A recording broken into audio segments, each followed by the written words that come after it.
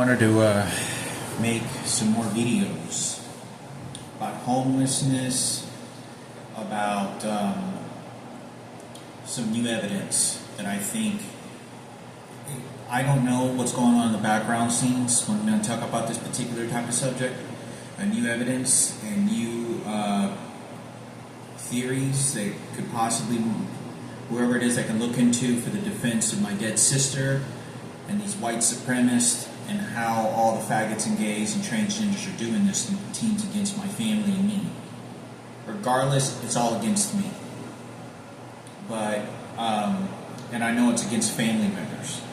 But since this has to do with a dead little girl, it's going to be the height of the afterlife. And the afterlife, in most cases, especially in the United States, usually has to do with Christianity, Catholicism. There isn't anything more bigger than that, or anywhere around the world, but primarily in the U.S. So that will be used as a factor to abuse and get away for Kenneth Cooper at the radio station and what he did. And so after everything's dead, it's to exchange the differences of souls and comforts and equity of emotion from gratitude from people. So, if you're in front of a bunch of people and you earn a GED like I'm trying to earn, and they're all booing you, what credentials do you think you feel mentally and emotionally? Those are just two different subjects. Emotionally and mentally, what do you think you feel when people are booing you when you studied and you earned and you got a GED? Whether you studied a whole lot or just a little bit, you earned a GED and you took the test. Now, if somebody's cheering for you and they're all crying and happy because you earned GED, how do you think that has affected you emotionally and mentally? Well, if you keep liking Kenneth for the horrors that he talked about my dead sister Frankie and how he was threatening me along with David, it's at the magnitude of what's happening. What they're doing to him is this much of what they did to me. It is a full platoon army on that faggot side. It's what that fucking faggot transgender and David did. Because I'm dying in a fucking hospital in real life, and if you thought that I was on a suicide mission, these motherfuckers that are showing up to the hospital are on a fucking murder mission. That's what they're fucking doing. It's hard because my mother isn't well, and they just electrocuted me again, and they shut the door of frequency, and now it's over by the crucifix. It's because they want to get away with what the fuck they're doing. And there's a guy downstairs that's representing Ken Cooper. He looks just like Ken Cooper. He's fucking disgusting looking. He's a white guy, white hair, and so he's intentionally setting these perimeters to poison the situation against my mother, dead sister, and my family. He's not here for any good reason. And so is Lynette's supporter right over here. That's on the other side of this apartment, who's hitting the walls. But I think that it's important for me because they want to make sure they deter all the hatred and evidence that's going to go against Kenneth, because he did this directly to me. This is a very personal threat that he's doing to me because he figures out very early on that I don't know anything. And he keeps me at bay. Like, he knows I'm desperate to find answers because I'm telling him stuff about, I'm telling him my mom, this, my Julian this. So he knows, like, even before he ever comes to my apartment one time, he knows because Sarah Cooper and Robert Palomo are communicating with him, letting him know where I live because they know where I live. Robert Palomo signed the lease. That was his apartment for like the first year. That was his apartment for the first year, and then I took him off because he wanted me to take him off, and I gave him good credit, just like I was supposed to, and he wanted. So it gave him good credit, and then I just put my name, so if anything ever went wrong, it just falls on me. But I know they were communicating the information about my dead sister, the rapes, and they were persecuting me. They had no existence in our family at all. Everyone knows there was no more. I could never express enough that if you have Sarah and Ken Cooper involved and all the hate, it doesn't change. Kenneth is doing this on a personal note because he wants his parents to get away with Frankie getting raped. It's just his parents. What the fuck? You're not gonna want to shoot and kill your own fucking parents because Frankie was being fucked in his ass by 10 fucking homosexual men the entire time, and your dad didn't want to come over to threaten my mother or my father and never showed up, and then you claimed that you were fucking family. This is bullshit because it becomes a dilemma. They're very smart. This is a very ingenious things that he's doing at a very dark level. A very ingenious way to get what he wants at a very dark, cynical level. Very dark. And he's abusing the radio station. That's a black radio station.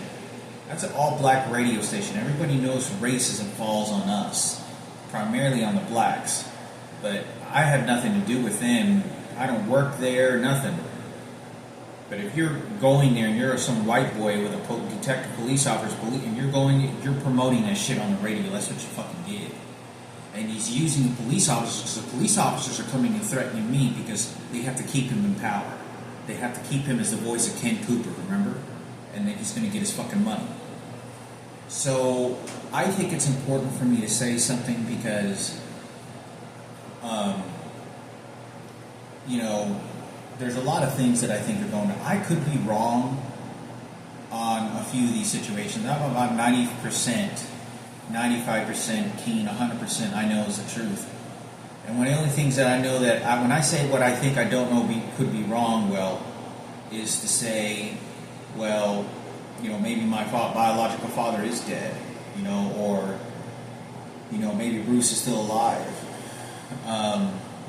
That was about the only thing that because I'm not getting a confirmation. And I think it's important because, look, this video's about, my biological father, and I think Bruce Myron either was involved or is involved. I don't know because, if he played dead, he did a really good fucking job, but I don't necessarily think he died. I necessarily don't think he was dead, but I think he played a good job because I know that when you're going into a coma, your physical body and your nervous system isn't reacting. People can open your eyes like this and put a flashlight in your eyeballs, and you're in a fucking coma. You have no movement. You have fucking no, and I noticed that there was some sort of either twitching in one of the muscles or in his eyes, or the breathing seemed to be out of sequence to what a monitor machine is like. Because I've seen my grandpa, when my grandpa died, after my uncle had raped me and my brother, and he raped the shit out of my brother, he got the worst of it. And Frankie was the one that saved me from getting any more of the worst of abuse of that. My grandpa went into a stroke within a couple of months because the police came, and I don't know if he shot himself in the head or he killed himself or he got arrested or he just died mysteriously. I don't know. It's a mystery to his death. It's a very mystery to this very day. I don't know what he died from, and it was very mysterious. But I just know that this guy was going kooky, and I talked about this so many times. Well, he ends up, my grandpa has a stroke within 3 months or something like that, and he dies. But when he goes into a stroke, he goes into a full-blown coma. Full-blown coma. He is unresponsive. And my mother brings me, and I want to say, I think we went there a couple of times, like at least twice, but I'm going to say 2 to 3 times to visit. And I remember I talked about that there was some professional white lady psychologist, brunette, real pretty brunette with long hair, skinny, with a clipboard, and she was just like kind of evaluating things because, I remember how delightful it was for me and Frankie when it all happened, because they were trying to make the situation better, and they just electrocuted my chest as you're slamming the fucking doors. So what happens is I go into the room to look at my grandpa 3 months after the situation, and he is, I want to say it was like 3 months because he died, I think it was in September. He died in the same month, I think, or like he died in like between June, July, August, September. Between September and July is the time he died, but I'm going to say he died like somewhere in August or September, maybe even July, but I don't know. It was somewhere for 100% sure that I recall it was June to September. And my grandpa, he died then, and I know that I had just got out of, I think I just got out of first grade. I don't know if it was right before I entered first grade or it was right after I completed first grade, after the Michael Jackson experience. No, it was before. I think it was because I met Michael Jackson and that rape had already happened, but I was very young. I was very young. Regardless, I was 4 or 5 years old. You could do the math and research to figure out what those periods were. But I go into the hospital. I go into my dad into the room. It's not a hospital. My grandpa decides to die at his house. He doesn't want to die in a hospital. He had enough money. He hired a personal nurse to come and take care of him, and they visited him before he died. So there was like a lady that visited him every few hours, or stayed there every few hours, or stayed there overnights. I don't know what the situation was, but he ultimately died within days or weeks. It was within days or weeks, not even a month of the last visit I saw him. And when I went over to his bed, he was breathing on a ventilator, and I could see the machine breathing for him and how it functioned.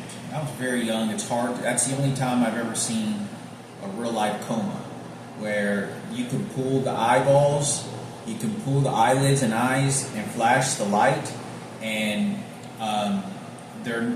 they don't become reactive. They're not reactive to the blinding light. It doesn't do anything for them.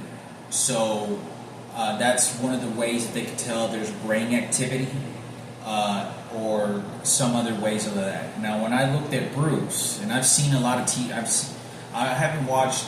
never watched a series of medical doctors and TV shows, but I've caught a number of them, and I've known enough about medical information to know that he probably shouldn't have been twitching.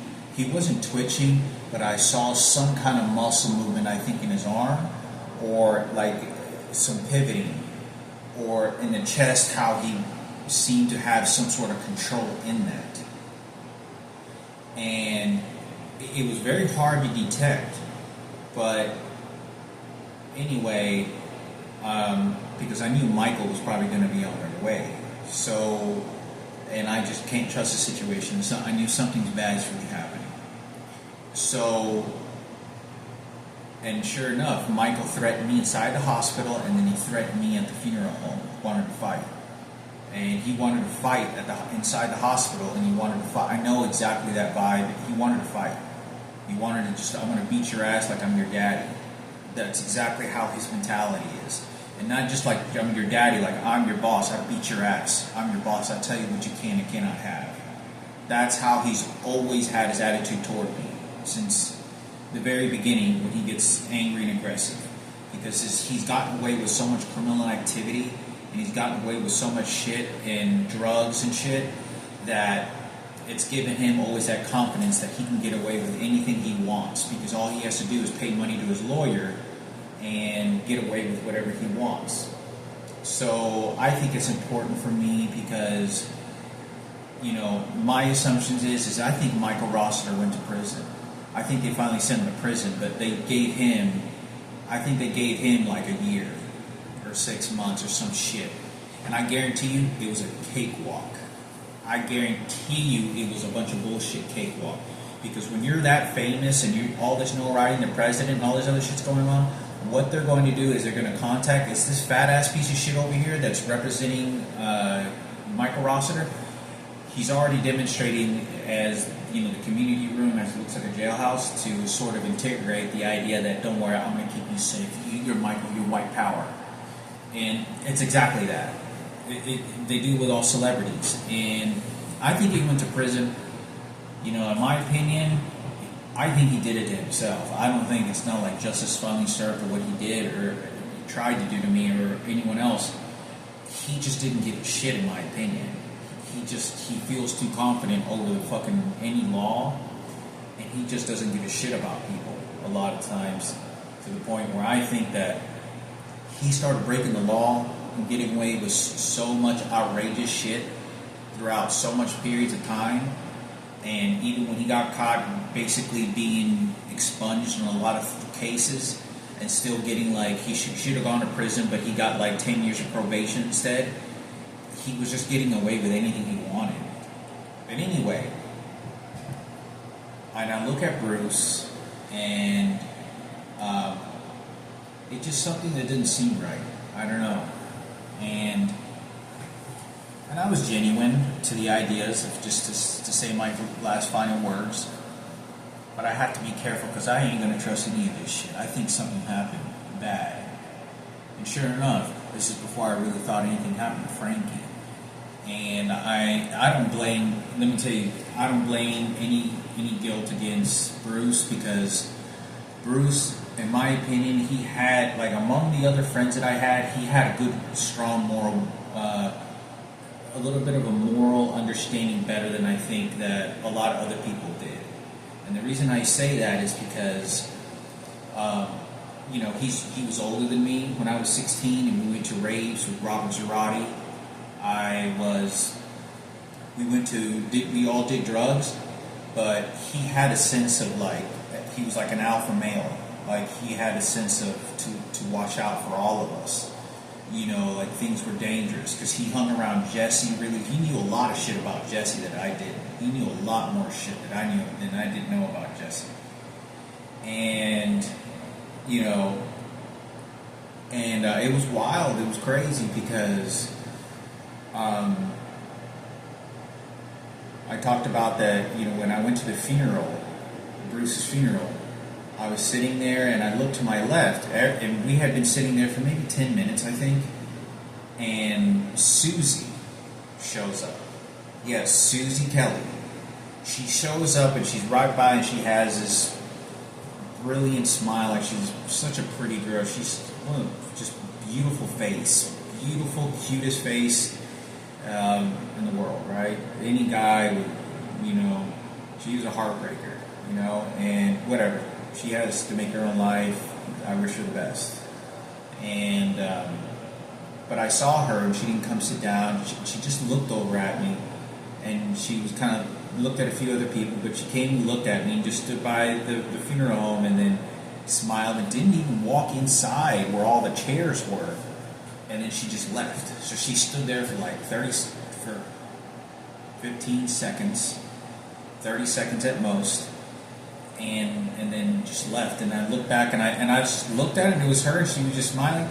And I wanted to say, and I just looked away very quickly, and I didn't want to engage any confrontation anymore, make it worse, because I did get upset at her for a little bit, because this was drama with Oprah Winfrey that said that there was a lot of shit that was going on that I didn't understand, and what the fuck was going on. But I don't blame her.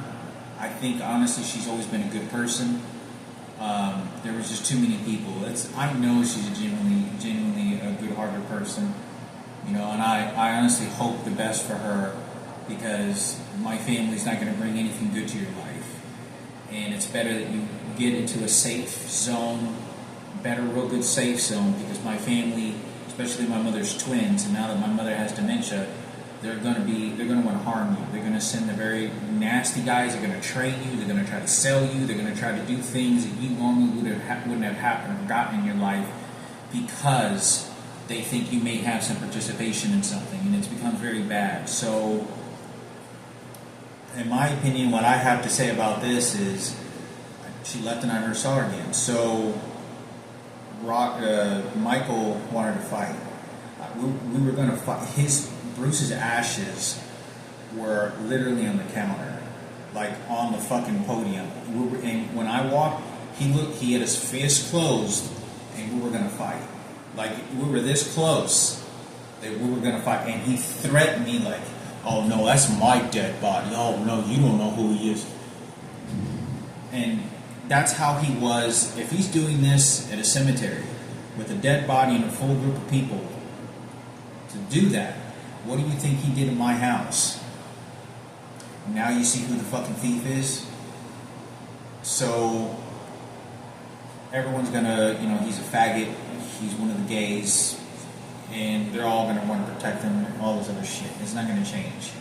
But I think it's important because, this is what Bruce told me over the phone. Before Bruce died, he called me, and it was like maybe 6 months. It was several months. It was probably at least 6 months, 5 to 6 months that he called me before he died, and he seemed to be drinking, and he seemed to be pretty drunk, and he was fucking putting in a tape or a CD, and like, you still putting tapes in or a CD or something? I could hear him, and he was like, yeah, I'm getting this radio, and he was, I guess, working on his car, playing darts or something, and he started to play 50 Cent, and he was playing 50 Cent, and he started to talk some pretty hardcore, he was kind of had this thug, not thug like a bad person, but like he started to talk like the realities of the world. Like, you got to be a hard person. There's bad people around you, and that's why 50 Cent is also glorified. Not because he was selling crack cocaine to little kids. It's because there's so many bad people in this world that he was able to pivot and do the bad throughout his life, because it's so unfortunate like that. Like, those circumstances are very different from Ken Cooper doing a lot of bad to my family to have a good outcome to whatever, a bigger picture. That's bullshit.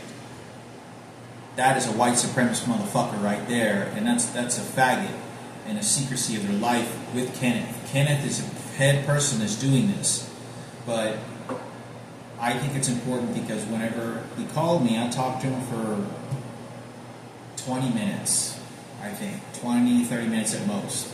But it was at least 20 minutes that I spoke to him. I said, what's going on, Bruce? Whatever. And he tells me, all right, man, I'll talk to you some other time, man. Keep in touch. All right, goodbye. He didn't say goodbye. I don't know how the farewell he said, but he was just, I'll talk to you again, man. All right, man. I'll talk to you. All right, peace, man. But I don't remember how didn't think he was going to die.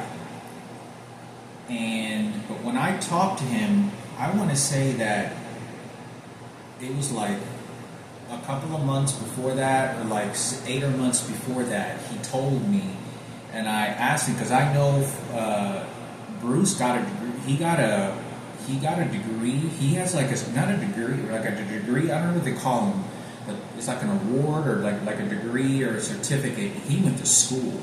He really went to school to learn to be a mechanic. He did. He used to drive home all the time, and he would see Chris Martinez, because Chris Martinez used to work at an office, and he would get off work at the same time, and somehow, like, I don't know, they would be on the highway, and Chris would happen to just be going home at the same normal time, and they would get off together, and they had to take the same highway, and occasionally they would see each other at night, and it was like a late night shift or some shit like that. And then he would go to school, and he went to school for like 6 months or 8 months to be a mechanic, or for eight, was it TI or not TI? What did they call it? I can't remember what it was. It was like TI or not TI. It was in the Institute of Mechanics, Texas, or some shit like that. They used to do commercials all the time for it. And he went to school, but he might have not finished, but he told me he went for like 6 months, and he says he didn't finish. He only had a few numbers of months, and he didn't almost complete it, but he almost completed it. And he knows a lot about cars. He knows a lot about the mechanics of cars. He knows the fucking wrenches. He's real smart. And I know Brian Yockey used to work over at Fastenal, and Bruce worked at Fastenal, and when he worked for Fastenal with Brian, he worked there for like 3 months, I think it was, or like 3 or 5 months. And Brian, they put him in a good position. Like, I don't know what it was, but in order to work at Fastenal, which is a company that was really good benefits. Brian Yonke used to work there he was like a supervisor there. You had to be really good at mathematics.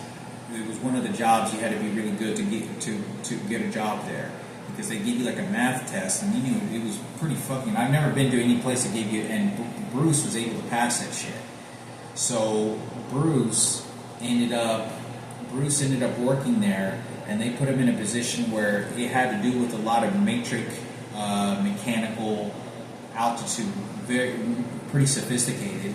And Brian Yonke told me when I saw him at Daniels one day or something, or I don't know where it was, many years ago. I was like in my early 20s, or I was like 19, or I was like 19 or in my early 20s. And he said, this is like probably a year after he stopped working. And he goes, Bruce is really smart. He goes, yeah, they put him. He goes, I was working. He goes, I walked by to area where he's working. I didn't work in the area that he did, but he said he worked in a supervisor areas in a different department in the warehouse. And he said that Bruce knew a lot of mechanical shit. He goes, he's really smart. I was watching him, and he knew how to mechanically fix things really well. He's very mechanically altitude, which is very true, because I've been on him when he's been with him with like Robert Girardi when I was very young, and he used to drive an Integra, Acura Integra, and he'd be fixing his car, and he'd be talking about the engine, or he'd be talking about the engine shit, and he knew a lot of mechanical stuff about the car. He knew a lot, the mechanics of the vehicle and the motors. He knew how to fix and repair. Very, very, when you knew the type of tools you need, very, very mechanical. And I knew that he worked, but I don't think he finished school. But I think he told me he didn't finish school. But he almost completed it. He said he could probably finish it and finish up the credits, because he has the credits there. So, so what happens is I'm talking to him. He died in 2015 after I got back from Alaska, and this is like a year. Like within that year before he died, he calls me twice that I can remember. Once it was like 15 minutes just to say hello, whatever, and then the other one was like when he was kind of drunk, and this is the last time I heard from him. And he sounded pretty drunk. But Bruce, whenever I was on the phone the first time, before he passed away, before he called me the second time drunk, he told me, and he said, and I go, where do you, he goes, hey man, I haven't heard from you, where do you work? Oh man, I finally got a job, dude. He goes, no dude, I work on diesel mechanics, dude. I'm a diesel mechanic, dude. I work on 18-wheelers all day. He goes, dude, he goes, I don't have any time to do anything else. I work like 12 hours a day, sometimes even more, minimum. He says, that's all I do. He goes, all I do is work. I don't really get to do anything. And he goes, I'm just at work all day, every day. I don't do anything else. And that's what he told me. And he told me, but the way that he told me, and I know Bruce, the way that Bruce told me that, I said, so what do you work with? He goes, nah, man. He goes, nah, man, I work on 18-wheelers. I'm a diesel mechanic. That's what I am. And he tells me that, but he says it in a way that I think he's involved with my biological father, or has some representation to that. I don't know, because I don't know. My opinion, I don't know how it was, because I think Bruce is a caring and strong person, family guy for sure. But I think that, and without a doubt, I know that I think that there was some sort of investigation many years ago with Jesse, who used to be married to Robert Girardi's sister, Mary. Anyway, we used to all hang out and did drugs a number of times, and someone had said, or they thought, that Bruce had had turned over or flipped over to the police, because at that time Jesse was this is how I got poisoned by Jesse, and this is how other shit was going on, because someone wanted to find out the people that I was in who snitched to the police, because Jesse was selling pounds, and he like robbed some guy at gunpoint with an SKS-47, an assault rifle, literally pointed at him and says, "Give me your fucking money, motherfucker." And he took like 7 pounds of weed and like $4,000 worth of cash. And I'm not kidding. He took this from a high school student that I was in the same class with, in Mr. Barry's class. In Mr. Barry's class, there was a guy there, and I think Barry also knew about this, but this is a bunch of bullshit. This is before anything else. And this guy, anyway, he's a young guy, he's in high school, and like, I don't know, they flip on him. Jesse and I don't know who decided, I think it was Fat Nick they used to call him, and they decided to plot this out, and they got an assault rifle, and he robbed the guy at gunpoint. He brought him into his house, or he went to his house to do a drug deal, and then he pulled out the gun and says, "Give me or I'll kill you." And he fucking threw this, it was like 7 pounds in a duffel bag, and I had seen the duffel bag being walked into the house before. And they were selling pounds of weed. And so he took like $4,000 or $7,000 of cash or some shit. It was like 4 pounds of weed, 7 pounds of weed in a compressed inside a duffel bag. And I was 18 at the time. I was 16, anywhere between I was about 17 years old, I think, when that happened, or late 16 years old. I wasn't older than 18, yeah. If I had just turned 18, then it just had happened, but it was somewhere between 16 and 18 years old. It wasn't more because I was already living with my mom, and I knew that it had been, so I was like 17 years old when that happened. And I was in high school when that happened. And Robert Zarate, and they shut this door and they shot the electronic device at me again. But Bruce, they thought that he was kind of the snitch, and Jesse was kind of blaming him for a moment. Then he started to blame me, and this is what some of the situation goes, that they did their own kind of loop, and they were trying to figure out who the snitch was. And so they thought that I was the snitch, and this is why I got poisoned really bad. And this is why, some of the reasons that led up to my house being, my mom's front door being kicked open by Fat Nick, Fat Nick lived next door to Jesse. Fat Nick is related, or the brother, or half brother of what's that guy's name? Martinez. The guy that showed up to the GED class that was acting hostile and looked like he was on drugs or heroin, and I talked about this, sitting right in front of me.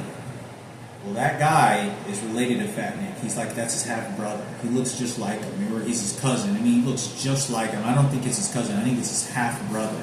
Could be a full brother, but I don't think it's a full brother. I think it's his half brother. I mean, he looks just like him. So, anyway, there's a story that, he comes over to my house and he kicks in the door, and I'm not there. They wait for nobody to be in the house. I walk home. I'm 16 years old, and Jesse, I think, was the one that drove him there, or he knew, and they knew about it. Like, Jesse found out, and there was a few other people that knew, and they were like, they just knew. This is kind of where everybody stopped hanging around Nick, and sort of Jesse, because everybody seemed to kind of be turning on each other and then turning on me. I was very close to Robert. But anyway, he ends up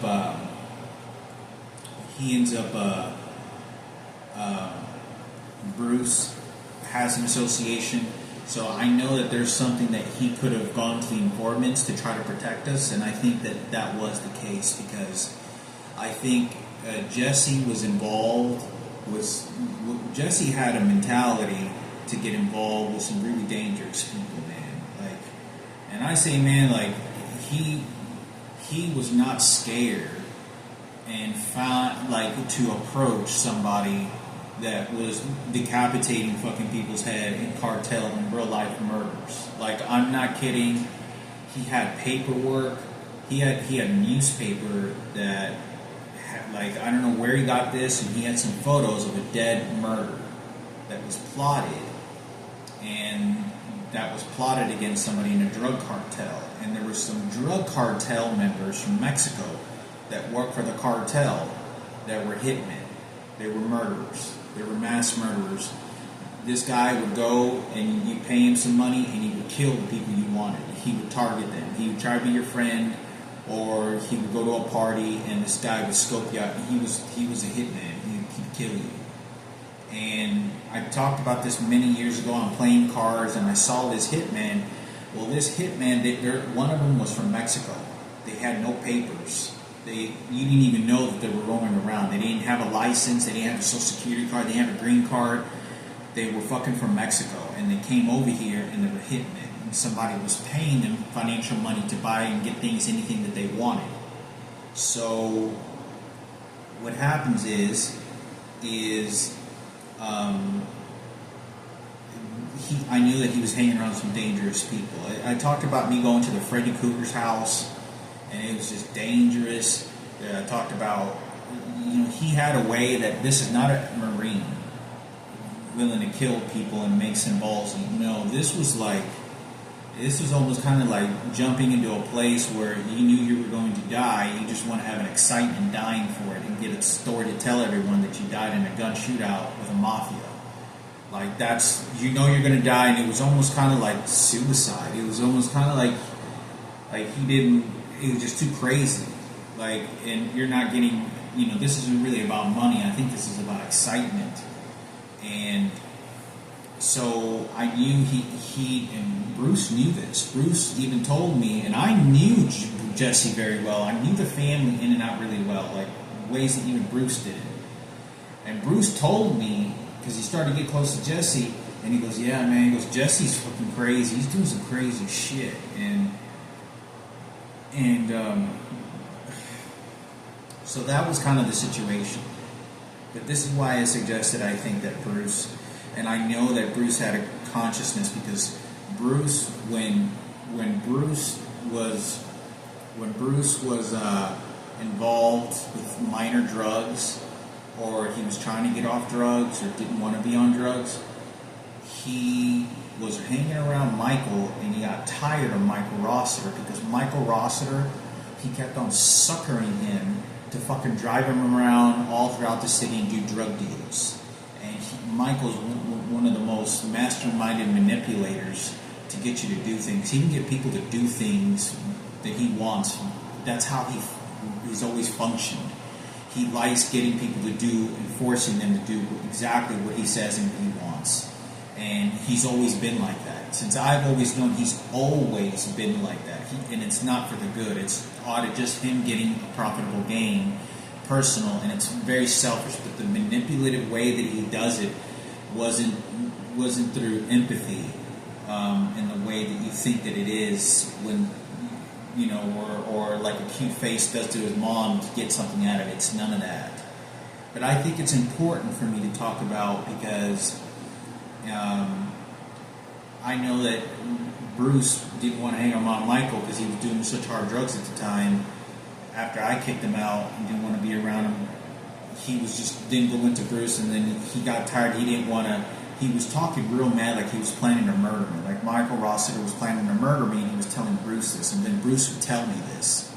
Bruce would then tell me, he goes, Michael fucking hates, he's going to murder you, dude. He's going to get a gun, he's going to kill you. Like, he would warn me, be careful, man. He goes, dude, and you got to understand, since I didn't give him my dad's house, and I kicked him out and let him do drugs and poison me anymore, that was the only reason why he behaved that way. There was no connection to anything else. He already trashed my house. And then he tried stealing a turntable from me, and then there was nothing else to do it. There was absolutely nothing to it. There was nothing, absolutely zero, nothing I ever did. I promised to God on this bullshit. He just hated me just to hate me. And you would get as many people to plan out like a murder, or like, and he used to have a paperwork that used to say, a list of names of people he was going to murder. And my name was on there that he had. And he had a gun for a while, and he was going to do a murder-suicide. He had told me before, and he had the list, and he told me he had the list, but at this time he would change the list sometimes. But he had a list that he was going to go and kill these people, and then he was going to go kill himself. That's what he was planning to do. But I didn't know this. I knowing how he was going to kill himself with a gun. But he didn't say that. I never saw the list. I think Bruce looked at that name before. And there was a list of names. And he had a few names on there. But he said my name was on that list. And he was going to go and murder these people. He told me this after he threw it away. He had it for like several years. That he goes, I was just upset or whatever. But he was serious during the time that he had it and all this other before. He was all serious about it. He was going to go kill these names, and then he was going to kill himself. And I know Michael's not wanting to go to prison for him. He was going to kill himself. That's what he was plotting out and planning to do.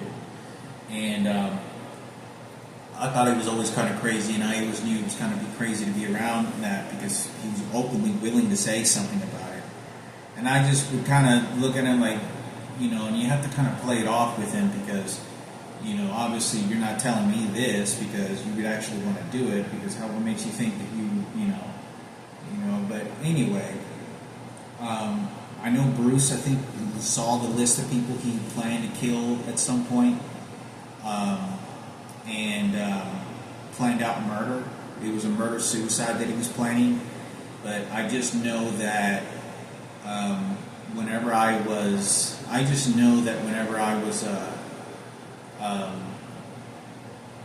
how Bruce is, that I don't think he would have said the way that he said that he works on diesel mechanics unless he knew who my father was. Maybe my dad worked with him. Maybe my biological father worked along with him. I think my biological father worked with him. And maybe he never knew. Because they had me work for people I didn't even know that could have been related to other people that are connected to who this and this and this. But I think, who knows, he might. Because I didn't know this.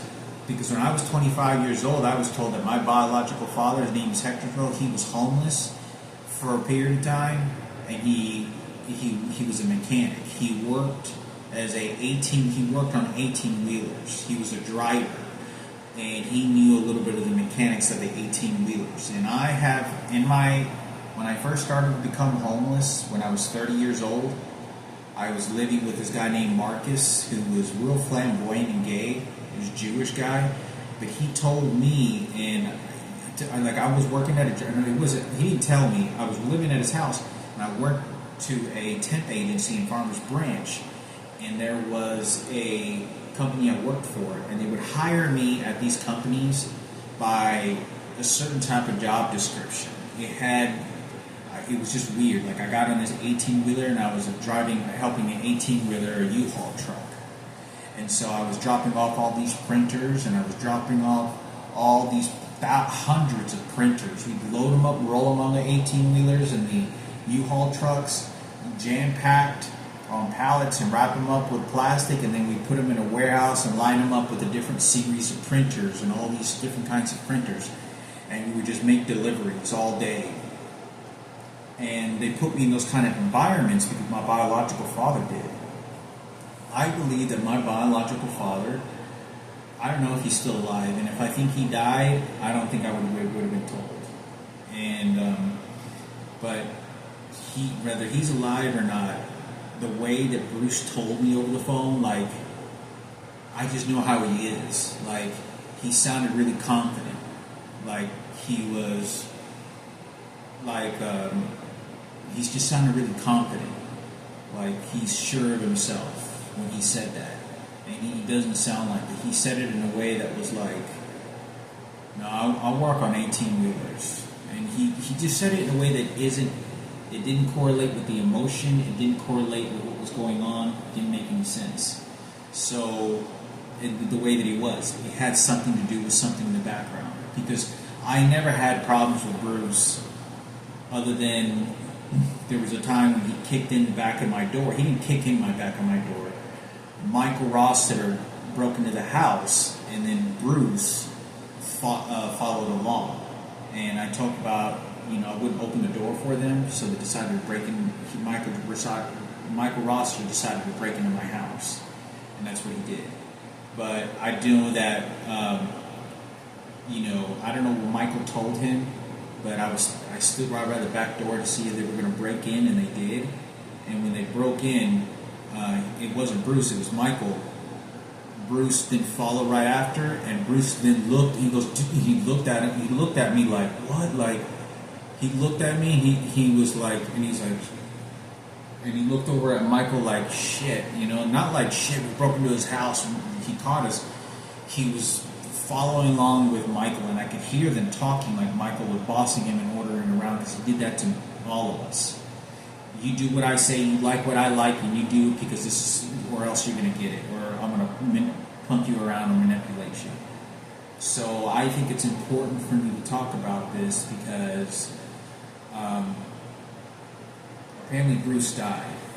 And the thing that I think was important to talk about is the idea that if Bruce said that about 18-wheelers, is that connected to my biological father? I know it is. I feel it. I think it is.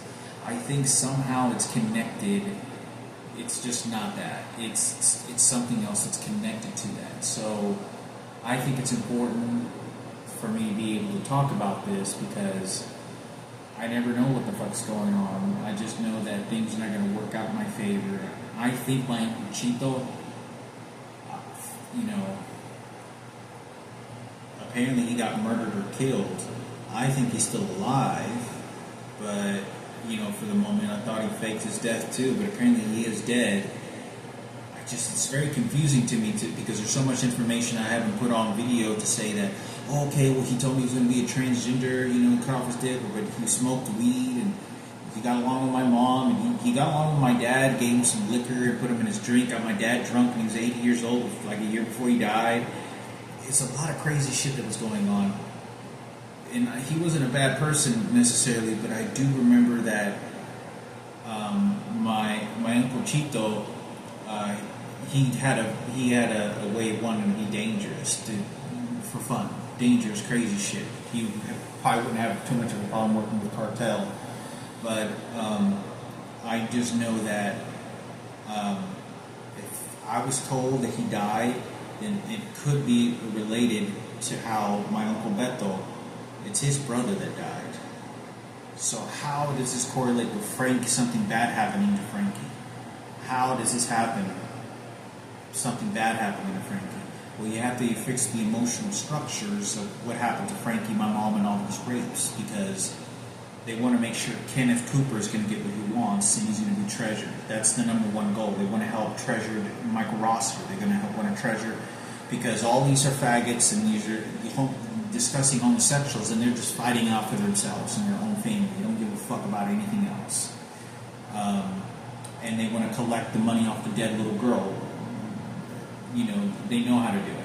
And so that's the structure of it. It's just like this guy that just hit the bottom of the fucking ground and it hits my chest and it hits the crucifix again. They're relating and forcing me to feel emotions like that and then infuse that with my sister. Because this goddamn motherfucker wants to do this for his dead white supremacist hero, Ken Cooper and Kenneth. And that's who's doing it. That's why when everything got unraveled and got caught, they had to redirect everything and knowing it was going to go shooting towards Sarah and especially Kenneth. Well, for a pig like that, that's what they want. Because they want to protect the real piece of shit motherfucker right there that's doing it. And you don't have no idea that, they're covering it all up. David is doing this. David is talking about my dead sister. He's talking about my biological father mouthing off. He starts talking about, hints that I'm a traitor against my father because this is about the faggots. My dad's a fucking gay, so he's with the faggots over there. Oh, but he's having sex with my mother. Oh, remember faggot. So that's what they're doing. They're scavengers at the highest levels that you can imagine. Just rats. They're fucking rats. And so I think it's important for me to talk about because that's why they're doing it. They're trying to protect the faggot. And they're dating homosexuals and shit, and that's why. Because the harm was to put on me and sabotage me, and when none of that worked, then they raped me.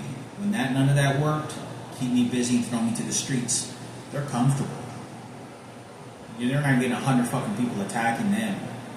There's nothing that I ever done to their family. They were always wanting to pick at my mother and family and house to steal and take and control, and you're trash. I tell you what credit. No, I gave you the credit. Oh, okay. And then I get this portion of sorry. I'll give you this portion of what you get. And I was the one that cleaned up, and you're a bitch. And that's all they fucking do. It's all about, you don't understand, like, it's a suicide mission. I'm going to kill you, and then I'm going to kill myself as a mentality of what these people have. They don't care about morality, morals, and all this. They don't give a fuck. They want their precious white skin, their blue eyes and green eyes, motherfucking white supremacists, to pass on the genes and tell who's pretty on a mascot podium. And that's nothing to do with that. Oh, the black niggas had racism. Okay, well then we'll just pass it down to Kenneth and look hip hop station 50 Cent, with the niggas. And so they do all this other shit, and I'm the one that met Michael Jackson. Frankie's the one that's being raped. They have no existence in our circle. All they have to do is just burn the time, and they did. That's all they have to do. You can't go back in time and start pointing the finger. Remember, you can't trace how much you can remember, because a lot of people can't remember shit. And a lot of people aren't drawing pictures to say what this motherfucker did. My mother has a first grade education.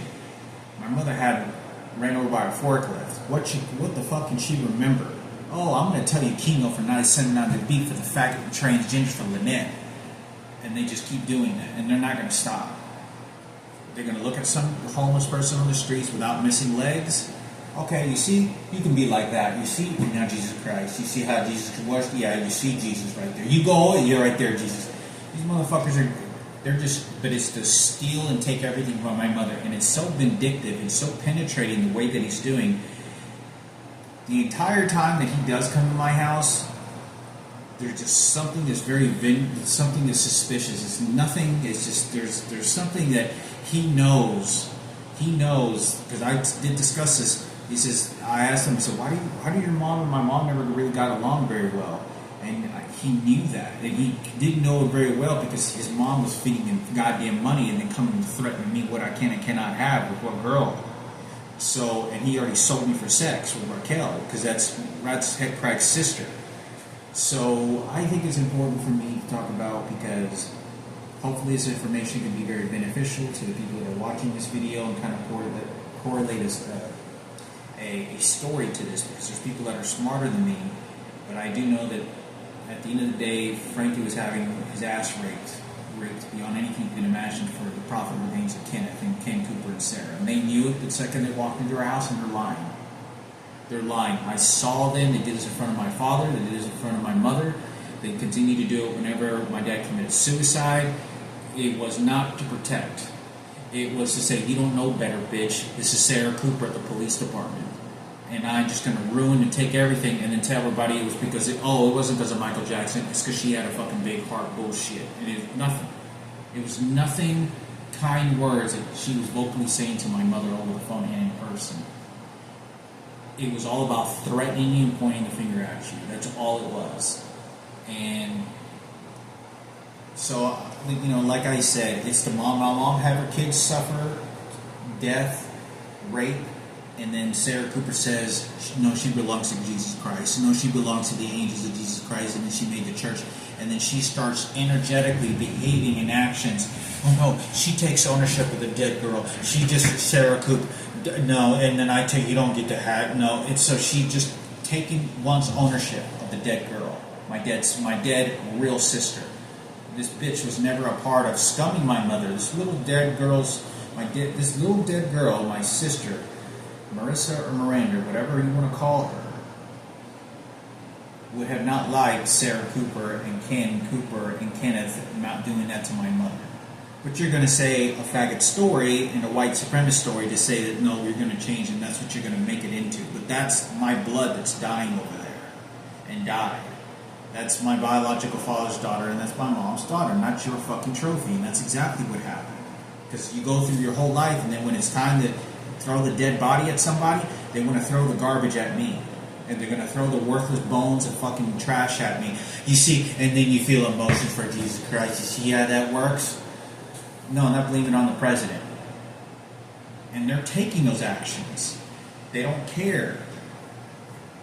So, I think it's important because, you know, and these circumstances that are all going on, you know, there are a few out there that are homosexuals that are just different. In my opinion, I think they're very rare. They could be bisexual, but there's a few of them that are different. But it's going to be so scarce and seldom, and they have to have their existence of life had to have been very different for them to turn on their own. You know, like I have some other things I want to talk about. It's about Frankie's rape.